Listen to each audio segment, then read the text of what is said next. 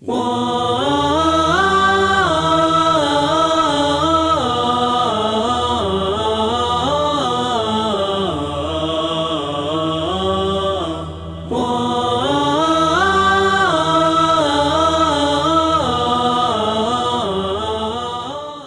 اللہ الرحمن الرحیم رب اشرح لی صدری ویسر لی امری واحلل عقدۃ من لسانی یفقہوا قولی۔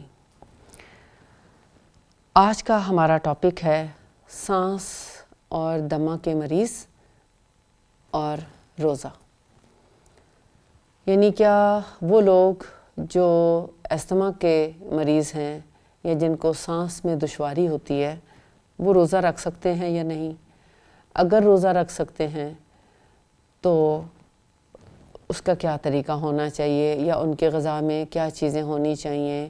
کیا وہ انہیلر استعمال کر سکتے ہیں یا نہیں؟ تو اس پر آج ہم بات کریں گے۔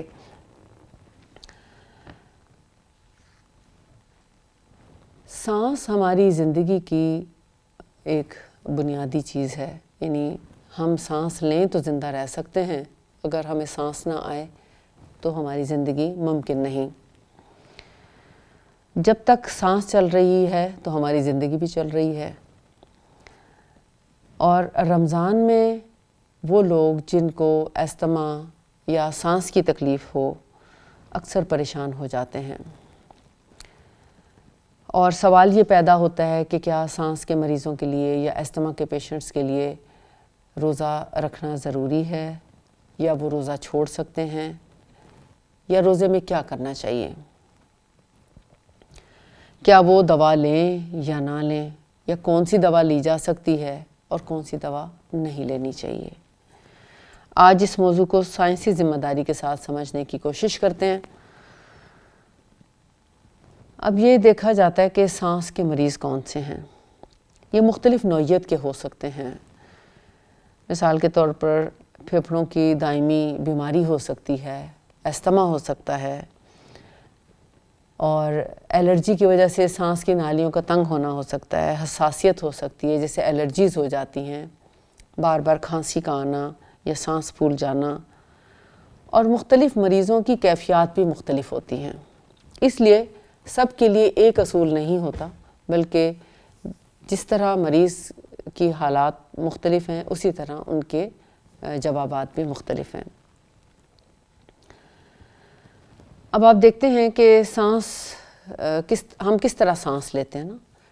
جب ہم سانس لیتے ہیں تو آکسیجن انہیل کرتے ہیں، اور جب ہم سانس باہر نکالتے ہیں تو کاربن ڈائی آکسائڈ خارج کرتے ہیں۔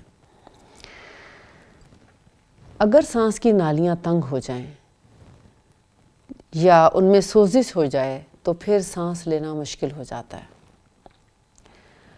اب روزہ اس پر کیسے اثر ڈال سکتا ہے؟ کچھ لوگ تو سانس کی تکلیف میں روزے کی حالت میں بہتری محسوس کرتے ہیں، لیکن کچھ لوگوں کو پانی کی کمی کی وجہ سے یا خشکی کی وجہ سے ان کی علامات بڑھ جاتی ہیں۔ اگر جسم میں پانی کی کمی ہو جائے تو بلغم گاڑھا ہو جاتا ہے اور طبیعت حساس ہو جاتی ہے، جس سے تکلیف بڑھ سکتی ہے۔ ہاں، اگر یعنی ہم اگر کسی ایسی جگہ پر ہیں جہاں پر دھوپ یا دھواں وغیرہ زیادہ ہے تو اس میں سانس کی تکلیف میں اضافہ ہو سکتا ہے۔ تو ایسے میں دھواں اور یا ایسی جگہ جہاں اسموگ وغیرہ ہو اس سے بچاؤ کرنا ضروری ہے۔ یعنی ایسے جگہ پر نہ جایا جائے جہاں پر دھواں وغیرہ ہو یا فضا صاف نہ ہو۔ ایسی جگہوں سے گریز کرنا چاہیے، اور کچھ نہ کچھ دیر کے لیے تازی ہوا میں ضرور جانا چاہیے جہاں پودے وغیرہ ہوں، تاکہ آکسیجن ڈائریکٹ حاصل کی جا سکے۔ پھر کچھ لوگ سوال کرتے ہیں کہ کیا انہیلر لے سکتے ہیں روزے کی حالت میں؟ جی ہاں، انہیلر لے سکتے ہیں، انہیلر کا استعمال کیا جا سکتا ہے،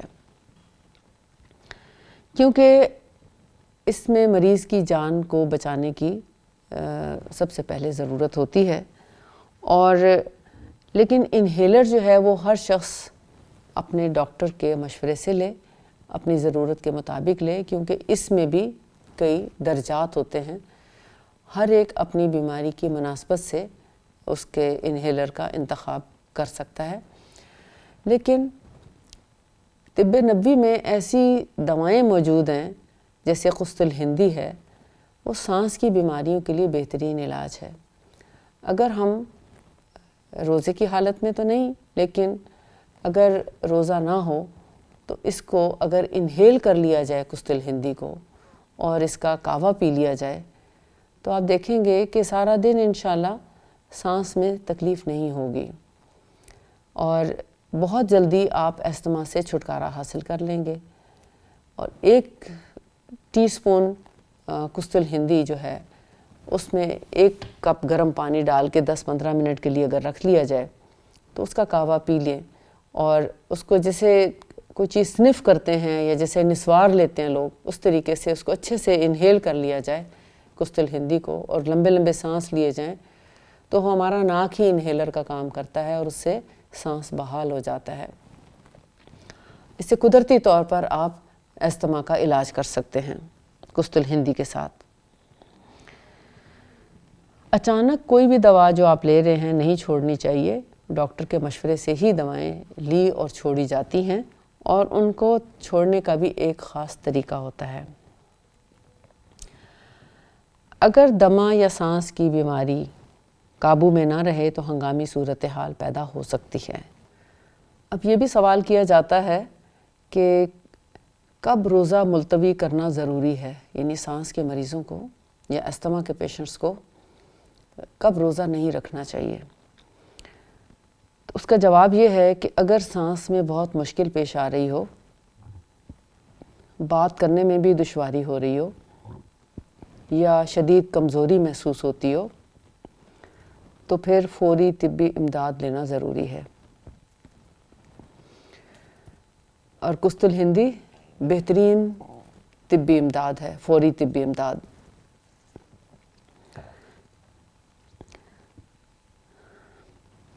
اسلام چونکہ انسان کی زندگی کو بہت زیادہ اہمیت دیتا ہے، اس کی صحت اور اس کی زندگی بہت زیادہ اہمیت کی حامل ہے، لہٰذا اس کے معاملے میں یعنی اگر انسان کو کوئی بیماری ہو، کوئی تکلیف ہو، تو قرآن پاک میں بھی آتا ہے کہ اگر تم بیمار ہو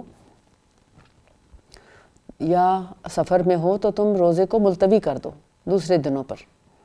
تو روزہ چھوڑ کے بھی رکھا جا سکتا ہے، یعنی رمضان کے روزے کو بھی ایون چھوڑا جا سکتا ہے کسی مجبوری اور مصلحت کی خاطر، جہاں زندگی کو خطرہ ہو اور علامات کے بڑھ جانے کا خطرہ ہو. تو ایسی صورت میں اسلام ہمیں اجازت دیتا ہے کہ ہم روزہ چھوڑ سکتے ہیں. لیکن سانس کے مریض روزہ رکھ بھی سکتے ہیں، ایسا نہیں ہے کہ روزہ رکھ ہی نہیں سکتے، رکھ سکتے ہیں مگر منصوبہ بندی کے ساتھ. تو اللہ تعالیٰ سے دعا ہے کہ اللہ تعالیٰ ہمیں زندگی آسان اور سانس آسان کے ساتھ ہمیں رمضان گزارنے کی توفیق عطا فرمائے، اور جو بیمار ہیں ان کو شفائے کاملہ عطا فرمائے، اور جو صحت یاب ہیں ان کو صحیح معنوں میں اس رمضان سے بھرپور استفادہ حاصل کرنے کی توفیق عطا فرمائے. آمین. وآخر دعوانا ان الحمد للہ رب العالمین. سبحانک اللہم وبحمدک، اشہد ان لا الہ الا انت، استغفرک واتوب الیک.